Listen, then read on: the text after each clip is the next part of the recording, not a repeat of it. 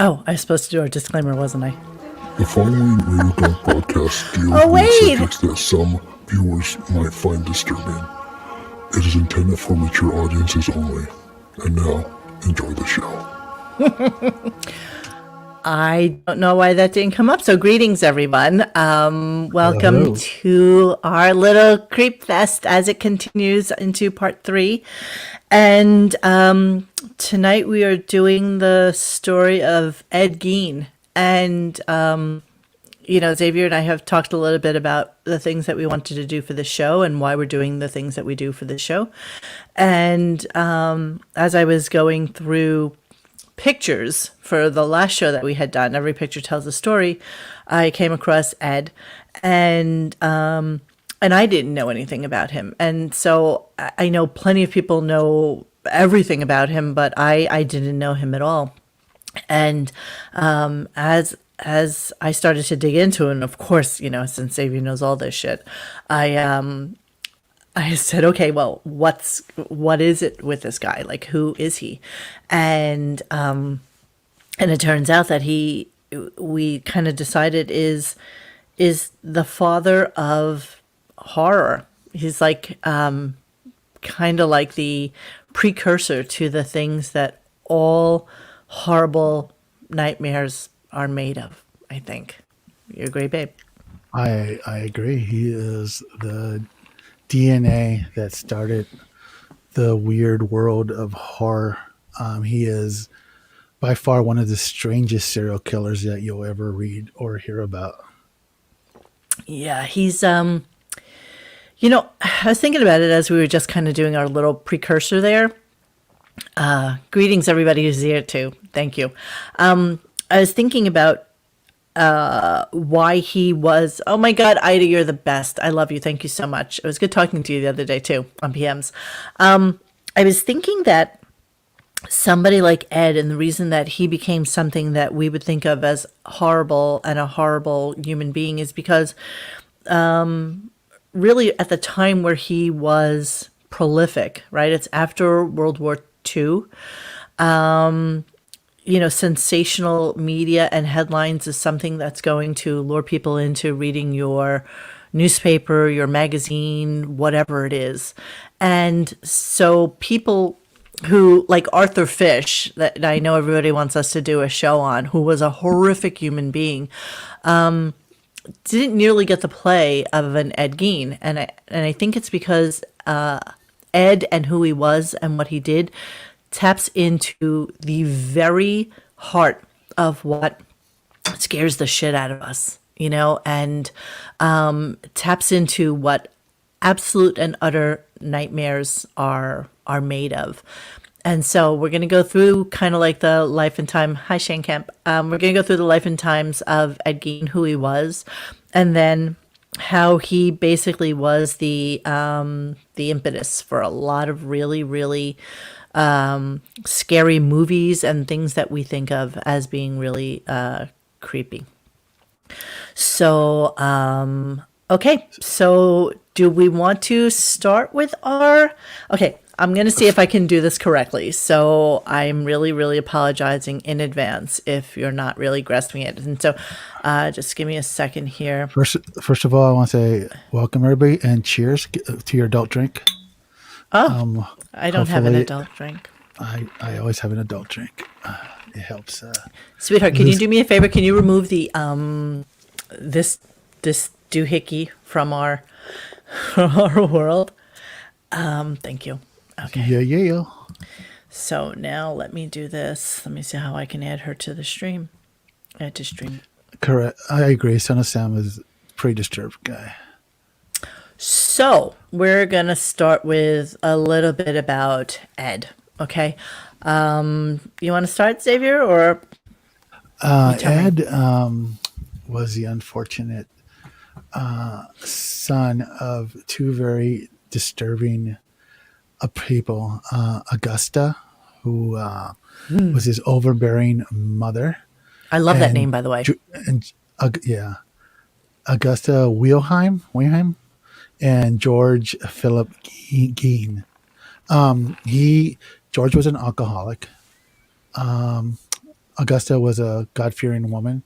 She actually originally they lived in a different town, and I believe they own a general store. But Augusta went all Bible, Revelations, Old Testament, and decided that that was of basically a town of ill reputes. So they moved to Plainfield, Wisconsin, where they purchased a 200-acre farm, which was kept them pretty well. It's 155 acres officially. I've heard it 200, 155, and where they lived essentially in isolation for decades. Ed and his brother Henry attended the local school. I believe Ed attended school until seventh grade. He was described by his teachers as a very average intelligence and very unmotivated young man who basically had a weird sense of humor and just liked to stare at stuff. He wasn't slow. He wasn't considered by anybody as being a slow adult. He later on went on to become a handyman in his late 30s. He really reached for the stars, didn't he? Yeah, I know, right? I mean, think about where he lived. He essentially lived in complete isolation. His mother repeatedly told Ed and Henry that basically the world was evil, and anybody who drank any sort of alcohol, cheers again, by the way, cheers, that they were hellbound. And Listen, she was overbearing. She was controlling. She was religious. She hated women. She said all women were loose whores who were bound to go to hell as well. Yes, I'm reading comments. I'm sorry. I'm a little distracted by you assholes tonight. Okay. Also, I wanted to mention about. What I wanted to mention about was that the farm they were on did not have to be farmed, and because they got subsidies from Wisconsin. In farm country, they lived off of subsidies, and so that's why there was never really an issue for him to really run out and get a job and do something else. Hence the reason you have two grown adult men living in their home with their mother. So after no electricity, no indoor plumbing. Yeah. So his mother started having a series of strokes, and you're fast forwarding it first. Yes, let's enjoy this fine wine, this bouquet, sniff the aroma. So, on April 1st, 1940, Ed Gein's father George died of heart failure caused by alcoholism at the age of 66, which left Henry and Ed to be the men of the house. They actually went about the same mundane existence that they lived before, with Henry actually finding a local girl to call his girlfriend. But so love you, Shane. Thank you. I'm sorry. Go ahead. Anyway, the funny thing is, for 30 something years, 3 decades, Henry and Ed led the same exact existence, pretty much every day being the same as the other, tending to things that need to be tended around the house. But in 1941, at the age of 30, and Ed was at the age of 39, Dad dies of a heart attack. Then in May 16th, 1944, there is a small vegetation fire on their property. Firemen came out. They did their due diligence. They put out the fire. But by the end of the day, Ed called the local authorities, reporting his brother Henry missing. So authorities showed up. And keep in mind, back then, there was no lights back there, out there at this property. So authorities are looking with flashlights, and they find Henry lying face down in the mud, dead. apparently had been dead for some time. It appears that the cause of death was asphyxiation, as the coroner would list. But witnesses went on to say that Henry had clear signs of blunt force trauma on his head. But back then, I think the general mindset is, well, they lost their dad a few years ago. Now they lost a brother. They've suffered enough. Case closed. No big deal. But this is clearly one of those Cain and Abel type of shits, in that I believe Henry had the audacity of actually questioning his mother's wisdom, which is something that Ed wasn't going to put up with. And Yeah, but also don't forget that his brother wound up getting a girlfriend. And I did mention that, but yeah. oh, well, okay, sorry. No, it's okay. It's okay. So this is one of those wacky stories that you can look at. I know. I'm trying to follow along, and no, and it is absolutely just wacky cuckoo for Cocoa Puffs. And so that brings us to where Mel was talking about, that the mother ended up having a Billy Squire stroke, which left her basically a veggie. yeah. And good old Ed decided he's gonna be the good old son and taking care of mom's needs. Unfortunately for dear old Augusta, she had a second stroke soon thereafter, and she died on December 29th, 1945. So once again, Weird Ed had lived a life for 39 years of this overbearing mom, isolation with the family, and then in a span of less than 5 years, everybody was gone. Everybody in his family. But keep in mind, because he was taking care of his mother and taking care of all of her needs, he was a confirmed bachelor. He never dated women. He never left home. He was basically. So he was the Ralph Sorella of. He was the Ralph of 1957, right? Right. Yeah, yeah.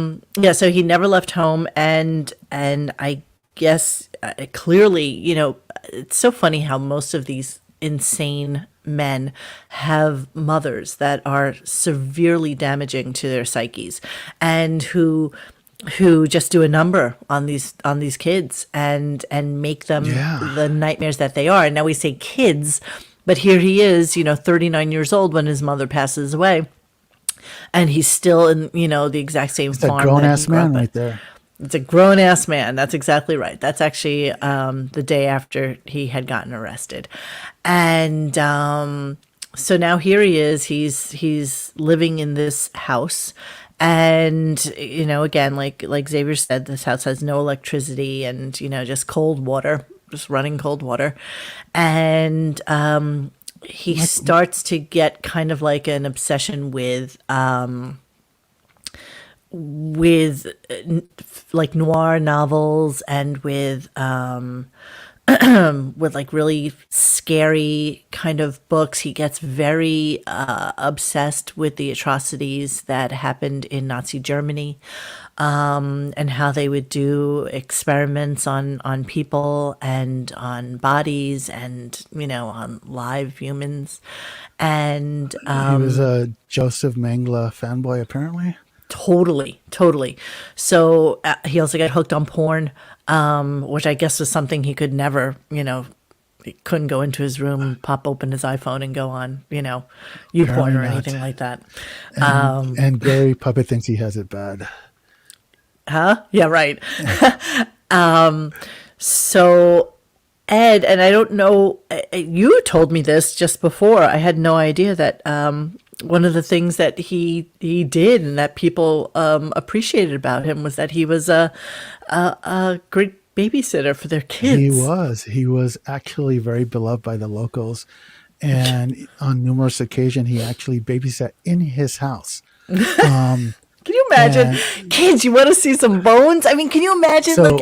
I bet they thought he was like the coolest fucking guy in the world. One of the locals went on to say that after everything, all the shenanigans had gone down, that his kids had described what they said was shrunken heads and skeletal furniture. But back then, 1940s shit, Elvis wasn't even around. All the kids had to to rebel back then was from Glenn Miller fucking records. Yeah, no shit. So basically they're like, it's just youthful imagination. But he was a handyman. He was a great babysitter.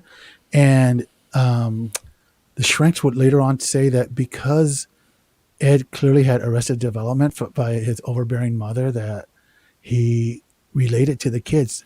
As we were talking earlier, he is the 1940s Michael Jackson, minus the Joe Jackson hanging dead in the barn.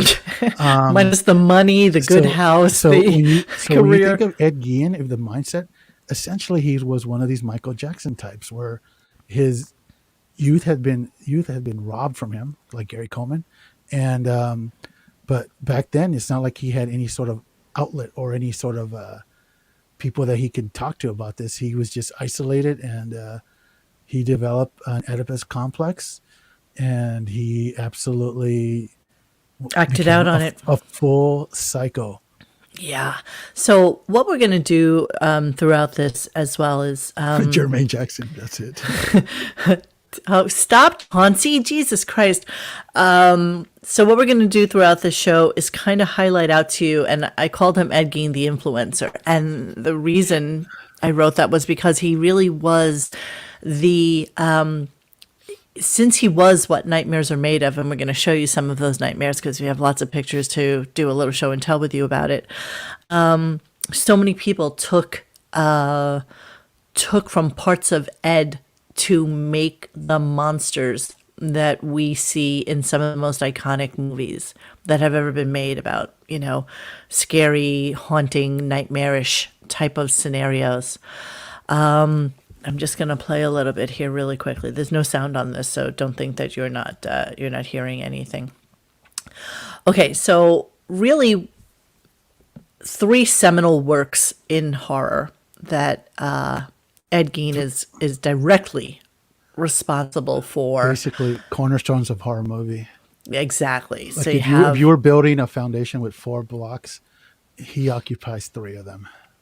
Exactly. So you have, from the very early onset, you have characters such as Norman Bates. Then you have characters like Leatherface in Texas Chainsaw Massacre. And I want to go into that really deeply because I think that movie itself is really, the things that nightmares are made of. And then, of course, you have Buffalo Bill from Silence of the Lambs for obvious reasons. So what happened with Ed? So Ed started to... okay, this is when they arrested him. So this is just a couple of little quick pictures of who he is. All right, this is the house that he lived in. This is the farmhouse. And when they went into the house, and Xavier will paint a great little picture for you when we get to why they actually came to his house to begin with. But this is how Ed lived. Ed lived in absolute squalor. He was a bit of a hoarder. He, yes, he did look like Gary Oldman. You're exactly right, David C. But so basically definitely not an LED certified home, says Andrew Morgan. So this is what he lived like. This is what his bedroom looked like. Ooh, is that cello? Yes, cello. He was like the Yo-Yo Man of the 1940s. Exactly. Only cello reference I have there. Okay, so I wanted to highlight this out too. So he lived like that, but the rest of the house looked like this because he wanted to keep it nice and tidy for Mother. That was his mother's room that he kept. Well, it's the rest of the house, actually. He kept the rest of the house like this and lived in like 3 rooms downstairs. And this, yeah, exactly. He's like every incel known to mankind. Yes. And so he just kept described half of the people on our site. Exactly. Yeah. So this is one of the other rooms. And so when they did finally arrest him, which we're going to come back to in a moment, people would like go to the windows and kind of like look in like this and say, "Oh, it doesn't look that bad." You know, what is all this that people are talking about? That it's this absolute house of horrors, having no idea what was going on in both the farmhouse in the barn, and also in the area that he was living in. So what he started to do is, And you yeah, said I'm his gonna. feng shui wasn't up to snuff. Yeah, it really wasn't. So, what Ed started to do when he started to get this fascination with Nazis and with Mengele and things like that is, and I don't know. Do you have any idea what kind of twisted off in his brain to make him do what he did? You know what?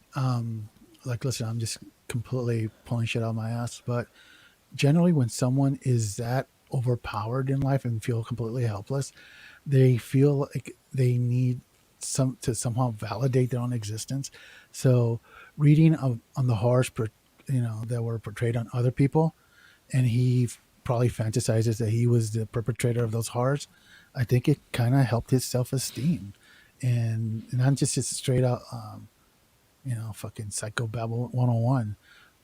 So yeah, he was a fan of these Nazi horrors, the experimentation.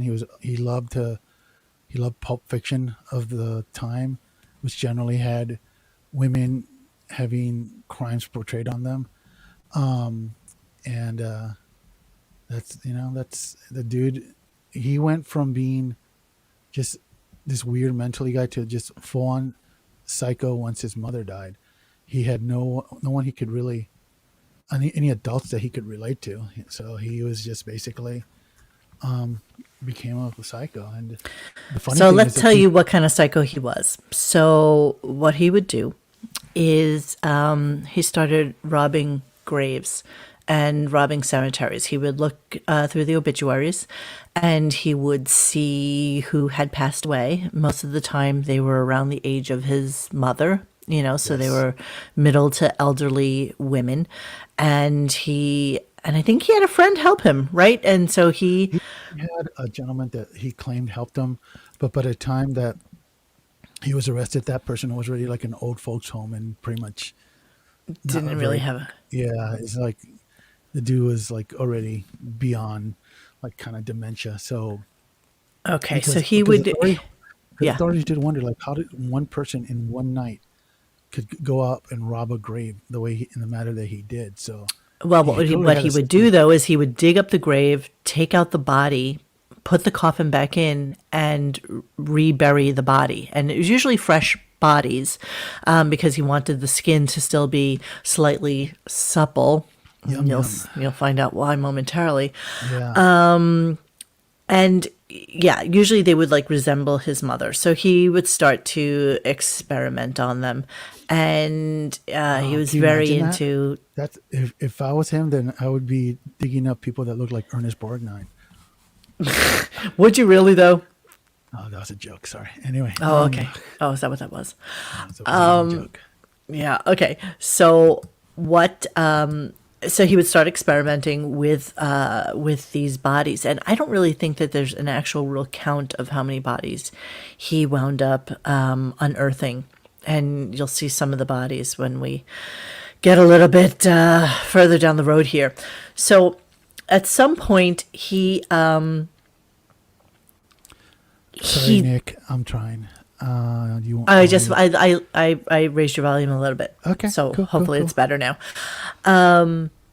So once he started to decided that the bodies that he was digging up smelled a little bit bad, Yum yum. he decided at that time that he would start going after real people, and Yes.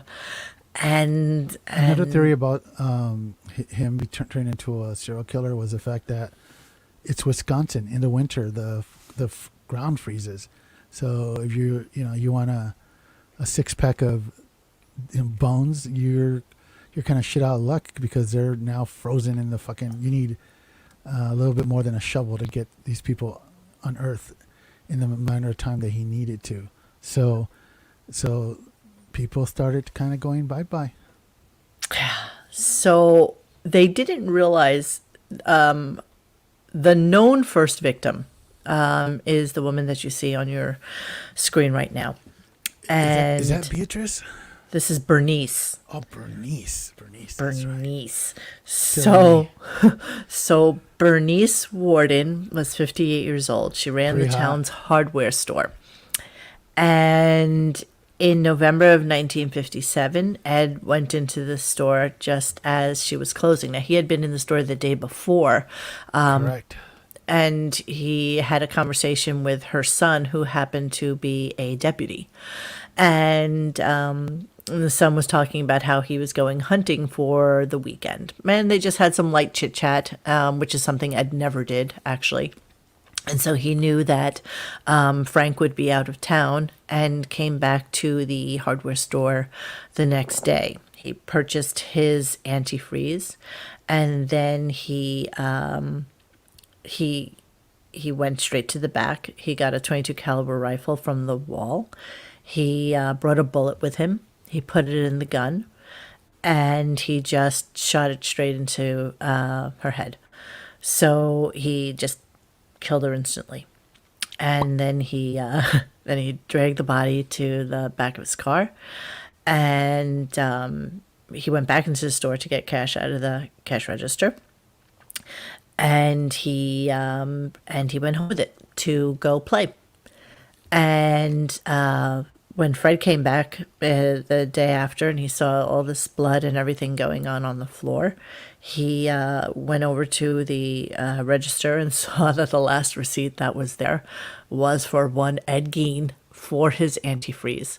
And so immediately the police knew to come to his house and do a search. Let's go to the Gein house. So, yay! Let's all go to the Gein To house. put this in perspective, Beatrice's murder here is essentially Bernice, whatever. The old broad. This was the end of the road for him. So this is kind of like after he had done all his atrocities and all his which were weird never known about. necrophilia So were not known. So this is kind of like, remember in Pulp Fiction how it starts off with the Honey Bunny robbery at the diner? What you don't realize in chronological order, you're actually seeing the end of the story. So this murder was after everything had already gone down, and so tell them the story. Tell them the story about how they found Bernice, so that I can play it. So the police go to the Gein house. Remember, there's no electricity. This is at night, so they are all walking around with their flashlights, and they go to the house. Can't get in. Look in. Nothing seems out of place. So they decide just on a whim to go into their barn, and they're walking in with just flashlights, and they see what they assume is a deer hanging from the rafters upside down that's being processed, and they find that it is our good old Beatrice Bernice. Beatrice Bernice. You can't get that name out at all. It's Bernice. I've been drinking. Sorry. Okay. So Beatrice is basically hanging upside down, split in half upside down, with all her internal organs been removed from her body, and her head had been removed from her shoulders. The police find her head in a bag with two needles, hooks hanging out from each of her ears, as someone would do to display, like a taxidermy type of shit. So, good old Bernice. Let me read it to you as I have it here. It was discovered in a bloody burlap sack at around 4:30 in the morning. Twine had been nailed into the sides of the skull. Gein said he was planning on hanging it on his wall as a decoration. So, her intestines were found wrapped in a men's suit. You think they have those at IKEA? I don't think so. So this is poor dear Bernice as they found the head. Yes, that's the head. That's how they found it, wrapped up in a burlap sack with hooks going through it. Yeah. And They found, I mean, the local sheriff deputy died. Apparently, he was so distraught by what he saw that night that within a year he was dead. He died of heart failure. And well, they nobody attributed- actually could prepare them because this is bad, but nothing could prepare them for what they actually found in the house because to them, okay, he just killed this woman. And again, we're keeping in mind that there's no electricity. So can you imagine going into this house of horrors and finding what they wound up finding? So let me see. I don't know how I have this No, video Chauncey, playing out. He murdered this woman. He's not just a grave robber, which is Yeah. creepy enough on its own. It's not like you can go, oh, wow. Exactly. I mean, the grave robbing is really where he let his design flag shine, because he was really just brilliant seamstress and, just did amazing things. It's amazing the things you can do with skin. Knit one pearl too. Exactly. As they're looking through, they also find a, did they find her, not Bernice, The bartender? Mary? Did they find Mary's They found that same day? her filleted face inside a bag. That that was actually going to be, that was his mask that he used with his memory vest and his pants made out of human legs. Oh, there's her face. There's the mask. Wait, I want to go back. Sorry. Yeah, there's her mask. So this is the other woman that he wound up killing and skinning. But again, this was almost the tip of the iceberg for what they found. As they started to really go through the house, as it became light outside and they could see what was actually happening in this absolutely hellish home. Now, keep in mind that I'm going to Zero scroll a little Mary's bit. face there, she had been dead for a couple of years. He later on went to describe that he would put on this full human costume and would go dancing outside his house whenever it was a full moon.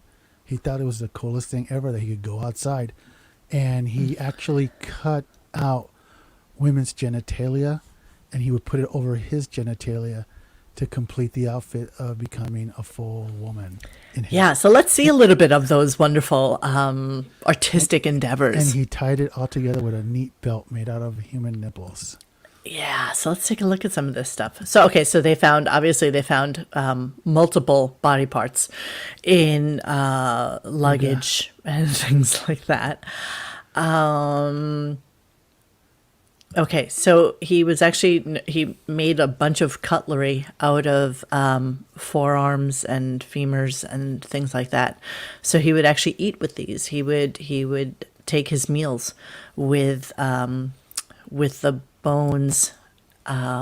He would also make soup holders, and he would make candles out of skulls. He really loved working with skin, though. So he would actually take women's skin, their hands, and skin their hands, and then sew tops and bottoms to each other so that he could put his hands into... I speak for it. Now, interesting enough, like we mentioned earlier that he did bring a few of his kids that he was babysitting into the house.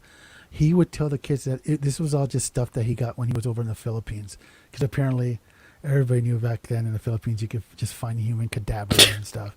Exactly. So it's like the Filipino Bed Bath and Beyond. He would have made a killing in fucking Vietnam. Jesus Christ. Exactly. He would have loved it. Okay, so there's the hand gloves. This was a really exciting one. So this was a necklace he made out of people's tongues. Oh, Jesus. Fucked up. I mean, so there you have 5 right there. So these would make great batting gloves. What the hell, really? Okay. All right. So yeah, he was really fascinated with nipples. And okay, so let's talk about this for a quick second. So we're talking. Let's. Yeah, well, so they're saying that like there were 9 or 10 bodies that he had exhumed and used for his weird stuff that he liked to do. And I have a listing of the things that they found in the house. But here, so you have like this nipple frame, suitable for framing, nipple frame. Didn't I buy you that for Christmas last year? You bought me too. Okay, so here's the belt. So he made a belt out of nipples. So you have to kind of think to yourself, if he was like a average man size, let's say 32, 34, how many fucking nipples do you need for something like that? I mean, More than one. more. Well, that's literally, I'm just looking at it here. There's 1, 2, 3, 4, 5 bodies worth of nipples that you can see just in this picture alone. There's a couple of puffies in there too. Exactly. Yeah. Oh God. And okay, so there's his favorite thing, his Nazi lampshade made of skin, which everybody said casts like an eerie and unnatural glow. Can't imagine why. Yeah, so there was that. Okay, yeah. Then he made chairs. He used to make chairs out of pieces of skin and body parts, and he would sit on these. And what other goodies do I have very here for evenly you? placed too. Oh, the memory vest. Yeah, so there it is. There's what he would do. So this is the actual memory vest that he made. And do you find if you wore that white skirt after Labor Day would be a faux pas? I don't know, but she's pretty well endowed. This one, she's got some boobage. Not bad for a dead 60-year-old. Apparently. Yes, it's the Momery vest. So this is so let me read to you a little inventory of what they got out of the house. Nothing could prepare the police for what they had found at the Gein residence. It was truly a house of horror. His refrigerator was stocked with frozen human organs. There was a human heart in a pan on the stove. The police found a box filled solely with human noses. They found a collection of dried female genitalia in a shoebox under a bed. 9 women's faces had been stuffed and mounted onto one wall. The police found that Mary Hogan's head in a paper bag. Here's the rest of what authorities found. Whole human bones and fragments, a wastebasket made of human skin covering several chair seats, skulls for his bedposts, female skulls, some with the tops sewn off, bowls made from human skulls, a corset, which is what you're seeing here, of a female torso skin from shoulder to waist, leggings made from human skin, masks made from skin of females' heads, Mary Hogan's face mask in a paper bag, Mary Hogan's skull in a box, Bernice Warden's entire head in a burlap sack, Bernice Warden's heart in a plastic bag in front of Gein's potbelly stove, 9 vulva in a shoebox. One must have been special because he painted it silver and it had a bow on the end of it. A young girl's dress and the vulvas of 2 females judged to have been about 15 years old. A belt made from female human nipples, 4 noses, a pair of lips on a window shade drawstring, a lampshade made from the skin of a human face, and fingernails from female fingers. Apparently, all these artifacts were photographed for the State Crime Laboratory and then, quote, decently disposed of. So it's a shame that we don't have these things. I mean, these are all very old pictures, so it's a shame that we don't have these artifacts to look upon. The police dog ate good that night. Yes, he did. He claimed when they arrested him that he was in a daze when he would go into the cemeteries. He didn't remember digging up the bodies. He didn't know that he was doing it, so he says. I think he was building a case for being insane, which obviously is justifiably so. Well, yeah, his first trial, he was declared insane. Not guilty by reason of insanity. Exactly. Yeah. And he was sent off to the loony bin. Right. And so they only really tried him for the killing of Bernice, which was the Yeah. second one who died. Well, many years later, he was actually retried once he was declared sane, and he basically was sent back to where he was. They're like, "Yeah, fuck this, just go back to where you were." And apparently, he was very helpful to the staff there. He was very polite. He spent most of the day in a day room, just kind of minding his own business. Yeah, he was a perfect Very cordial serial killer. exactly.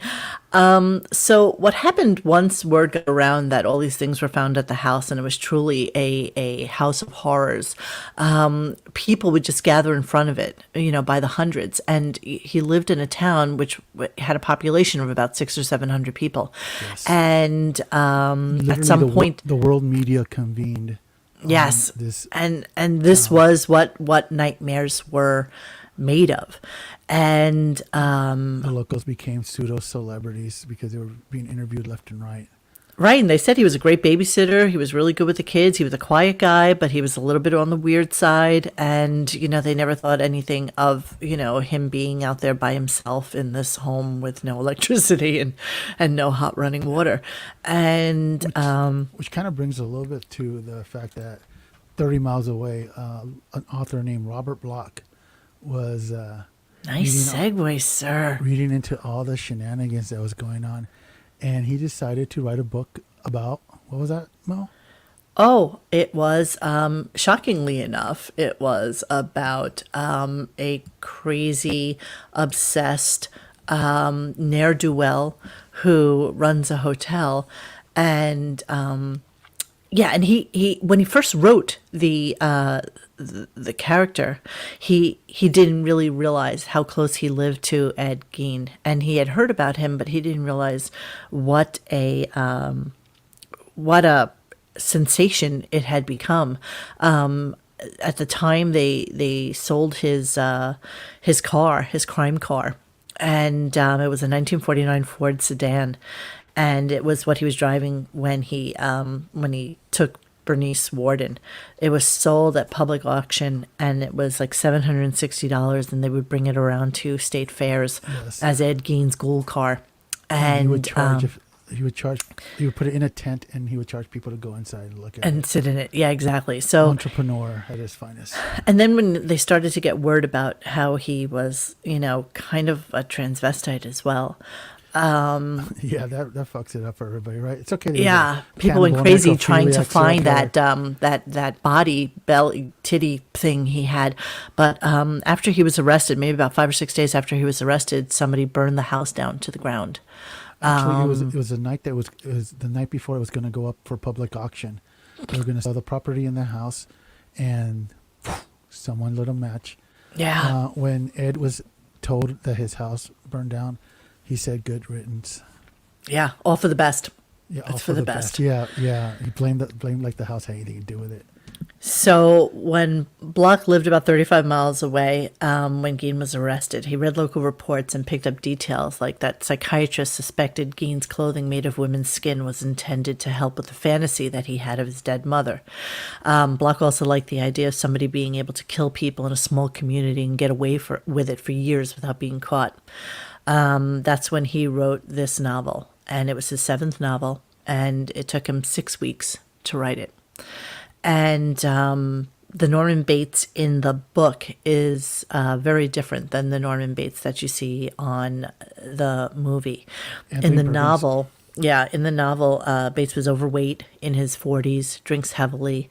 And when it was purchased, Hitchcock decided he should be attractive, young, vulnerable. And the reasoning behind this was if we made that character to be kind of slovenly, alcoholic, middle-aged, everybody would know that he had something to do with what's going on, what nefarious things are happening in the movie. Because, it's not until the end that we get that big reveal, that he's Oh like my dressed God, in Bruce his... Willis was dead the whole time. Exactly.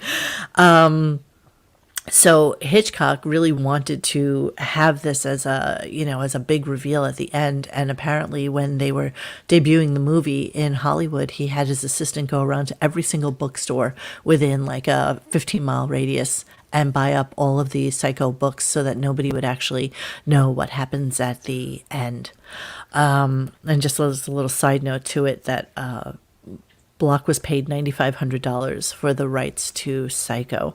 And after his agent and the publisher got their percentage, he came out with $6,750 before taxes. And he never received any more compensation for that. Yeah. So I don't think he ever really realized how close something like Psycho would come to being the forerunner to everything that is deliciously scary in the world. So let's look at just a little bit of Psycho. And obviously, he kills her like immediately. And then that final, like when that woman goes down into the basement and you see Mother just like sitting there. Insanity. Okay, so just a little bow tie on this. Alfred Hitchcock, when he did this, which to me is one of the most phenomenal directors ever known to mankind, the suspense in a movie like that was because of the camera work. And yes, and how he built the suspense and stuff like that. And yes, that was Jamie Lee Curtis's mom. Yes, of course it was. Janet Leigh. Tony Curtis. A lot of other directors at the time thought that, it was a bullshit move to just kind of keep people waiting. And they really wanted kind of like, blood splatter and gore. And there was a director named Herschel Gordon Lewis who invented splatter movies in response to Hitchcock not showing enough. And then most of them were like B and C type of movies, so probably nothing we've ever heard of. But, those were like date movies where, a guy brought a girl to see something like that, so she would hold on really, really tight while, screaming in utter horror at what was about to happen on the screen. Famously, that shower scene, there's no actual stabbing Blood in that. No, there's no Well, gore in you see that. blood going down the drain, but it's all edited so the imagination runs wild, and you assume you see stabbings, but there is no stabbings in the actual scene. So when people realized that Ed Gein was collecting face masks and stuff like that, which I think was probably, other than the body suit thing, collecting people's faces was something that really inspired people to create movies that would scare the shit out of you, and that would beget the Texas Chainsaw Massacre, which in total confession I've never seen, It is. and I was a little too scared to see that, and I was a little young when that came out. It's Number it's one, more but disturbing than anything else. Now, when Toby Hooper was writing the original screenplay for that, or when he was coming up with the idea, he basically knew about Ed Gein, and he said what was going to sell this was the fact that they're going to push it off as based on a true story. And if you've seen the movie, the beginning of the narration, which is done by young Dan Fielding from Night Court, he reads it: if these youth lived to be old, they could never expect to experience horror like this, based on a true story. As a kid, I remember that was the hook that everybody wanted to see that movie. It's like, my God, it's based on a true story. And basically, Psycho is kind of more the demeanor that Ed Gein really was. Leatherface and the Texas Chainsaw Massacre is how, if you told the story to a kid about Psycho, if they told it to their friends, how they would imagine it. So Leatherface was more of a child's interpretation of pure horror of what went down with Ed Gein. And the Leatherface family's furniture and house dwellings are very much a representation of the real Ed Gein's house, with the skeletal furniture, and with the Leatherface essentially was a transvestite, but his transvestite was more of human skin, human flesh. And so Leatherface is more of the visual representation of the Ed Gein story, where Psycho is more of the psychological aspect of that whole story. So when Texas Chainsaw Massacre was released in 1974, it was universally, people were horrified by the fact that this would be this was a movie, and it was the start of the slasher films, and it is the thing that all Halloween haunted mansions that you go to get scared shitless are based on. Right? I mean, you know, who hasn't gone to like a haunted house for Halloween, and, you know, you have the guy in the mask with the chainsaw, you know, just popping out of the woods to scare the crap out of you. But the whole mask thing, you know, is him, and then it's Jason, and then it's pretty much all of them. You know, you just want this visage that is not the normal human being like they tried to do in Psycho. This is the pure monster. You know, it's not the psychological monster like Xavier was saying. This is the pure monster in its purest form. And as I was looking up to get like little clips for this, and it dawned on me that I never saw it. And I realized that, I was too young to see it when it first came out. But after that, there wasn't a shot in hell of me seeing something like that. I hate that visceral feeling in the pit of your stomach that something is going to purely scare the crap out of you. One of the worst parts there's a couple of scenes that are just visually very grabbing, where one of the victims gets put on a meat hook, and arguably even more disturbing is when I believe one of the boyfriends is looking for her. So he's walking around, and you see all this disturbing imagery, and it's just, the house almost seems abandoned. And then he walks up to what looks like almost one of those walk-in refrigerator doors, which is all metal. Then the dude just gets hit with a mallet, and he falls immediately to the ground. And the disturbing part about it is he's twitching on the ground, like he's clearly still alive. And then Leatherface just grabs him. It's really a picture you can find on YouTube. It's really kind of a gripping. Like, that's fucked up. Like, that could have been me just walking. You just walked right into that fucking trap, and he just got butchered. I have a couple of scenes from the original Texas Chainsaw Massacre. Okay, so this is, can you imagine this coming at you in the dark? And you know what the funny thing about this is, like, was it filmed in black and white, or was it in color? It was in color. But it was like that. It was like that 70s, like where everything is like a sepia with, like, it's just, there's sepia. Sepia. There's no like the cooler tones. Everything's just kind of like brownish. Yeah, just duty. There you go. There she is, right there. She's about to get the meat hook. Oh. Yeah, creepy. Yeah. Yeah. Okay. G Canada. I'm thinking about when I was scared by a movie, and I'll never forget that my parents, they would have movie night whenever, and we would go to the local movie theater, and the movie that was playing that particular day was The Exorcist, and they brought me to see it with my sister, and I just started kind of shaking in my seat, and she's like, "Oh, sweetheart, I had no idea it was going to be this bad."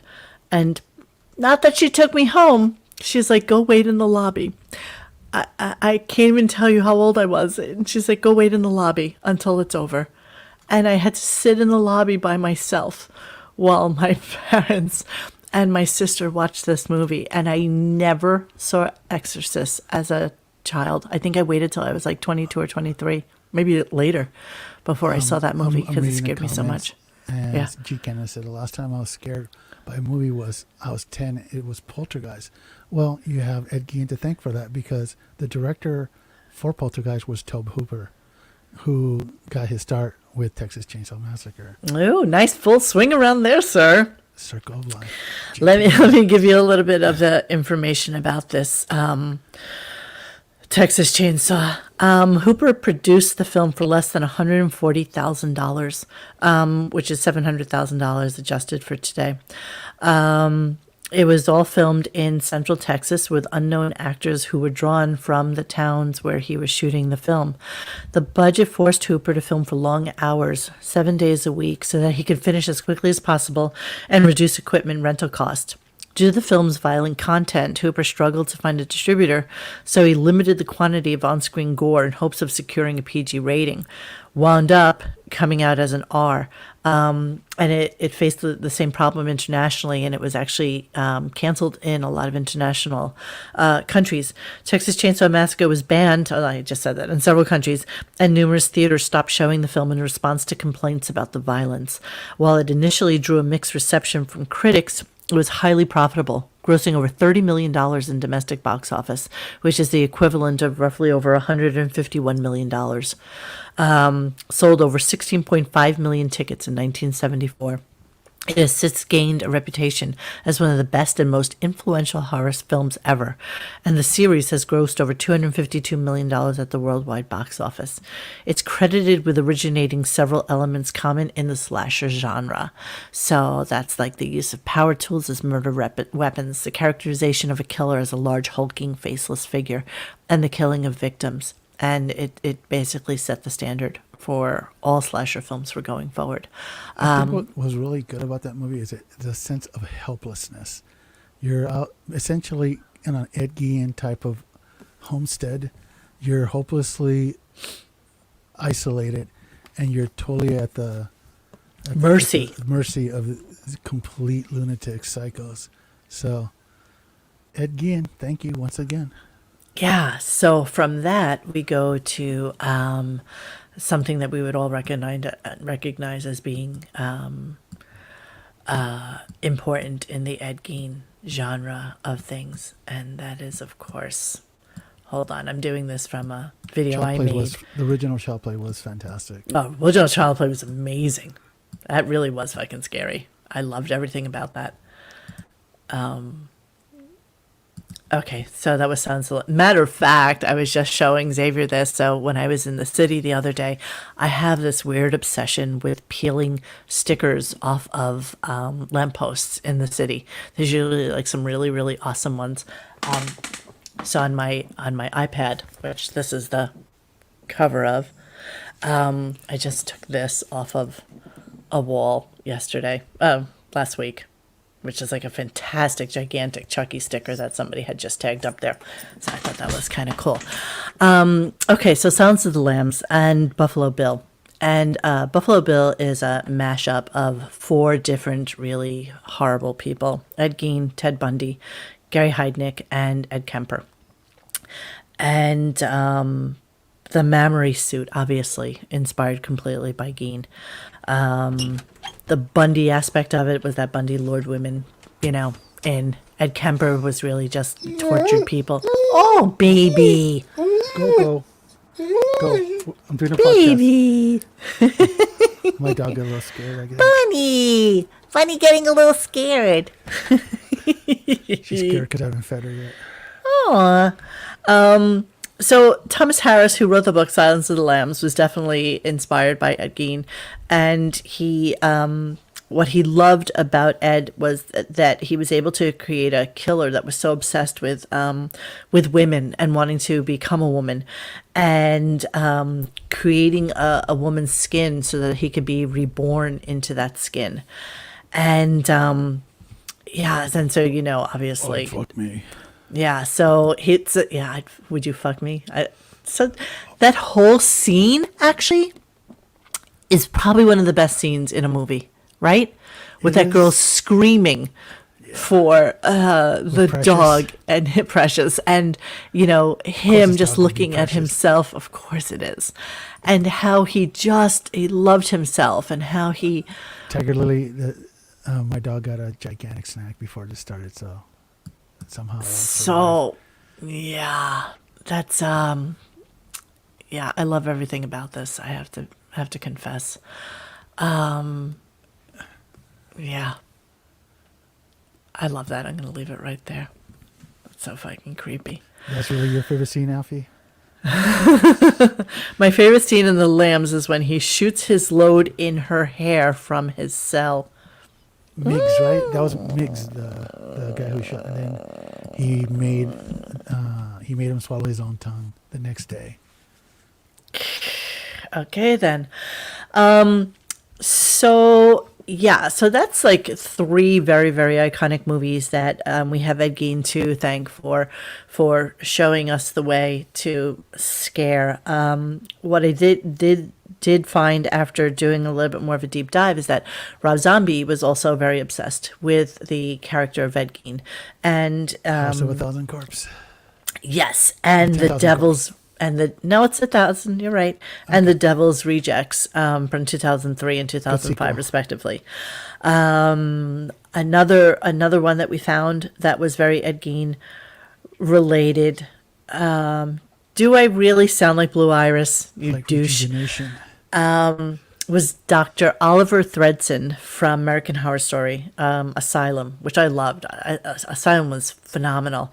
And he was abandoned at a state orphanage and started kidnapping women and peeling their skin off, right? I mean, wasn't that what he was doing? I'm not He even was really definitely sure. doing funky things with skin. And, Yeah, and then he made like a bloody face mask as well, yes. which was super creepy at the time. That was actually one of the scarier ones on American Horror Story. Yeah, arguably one of the really good seasons. Asylum. I loved it. All right, so that's our little that's see, Bunny knew it was time to be fed and eat. Rooster Cyrus says, Well, "Here it is, collecting well, at my feet." We would be remiss as to say that Mr. Ed Gein ended up dying in 1984. Was it 84, 83? Let me scroll up in my notes, and I will tell you, he sir. lived to a ripe old age of 77, and he died of lung cancer. So there was literally no comeuppance. He lived, I mean, for a guy who lived in an isolated homestead for 40-something years, and then to be sentenced to live in a sane asylum, a same hospital, where he could just chill in a day room, it really wasn't a whole lot. There wasn't like a big shift in lifestyles there. So, But the best part about it is that when he did die, he was buried in Plainfield Cemetery, which is the exact same cemetery where he would go he's grave actually robbing. Augusta. Yes. Yes. And, He you know, is- as we all know, Augusta comes from August, which comes from Augusta, which comes from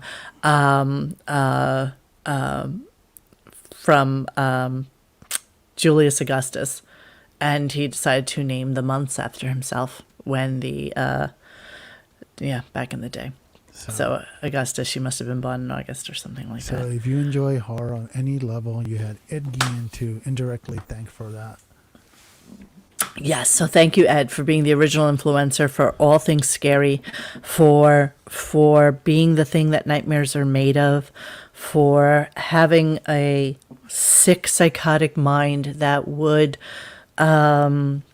beget people who actually thought about these things and knew the genius behind being able to scare us in the most profound way. And I think they did the trick. So yeah, do you have anything to add to this, kind sir? No, not really. This is basically, here, this one, that'll probably come up, and we talked about this earlier. People wonder why he's considered a serial killer if he was only pretty much linked to 2 murders. The bartender who he shot and then cut her throat, then made a face mask out of her. And then you have the general store lady who was shot in the head and dragged. Just based on his story, he didn't really want to fess up at first. he wasn't really like a bragging like Richard Ramirez or that type. And just the body parts that they found, there's no way in hell. And they found missing people's possessions in his home. Couple of hunters, they found a vest and their dead dog on his property that went missing. So clearly the guy killed more than 2 people. So he is a serial killer. He's considered a serial killer necrophiliac. So he's like his own little genre. Excellent. All right. So there you go. So we're thinking about a couple of things, just a little, I know you did make me look, a couple of things Stern related. We're doing Tuesday night. John and I are finally doing our score show. It happens. And that's going to be with Chauncey Hayden and Grillo. And so we'll dig deep into, I'm not standing up, stop it. So we'll dig deep into the scores thing. So, and then Xavier and I think we'll be back next Saturday with another creepy thing for you guys. So that's it, I guess, right? Is there anything else? Thank you for joining us, guys. It's always fun. No, I'm going to tell you why I look around G Canada so that you're aware. So I'm staring at like this gigantic, like 40-inch screen that I have for my computer. And then my computer is all the way over here to the far left.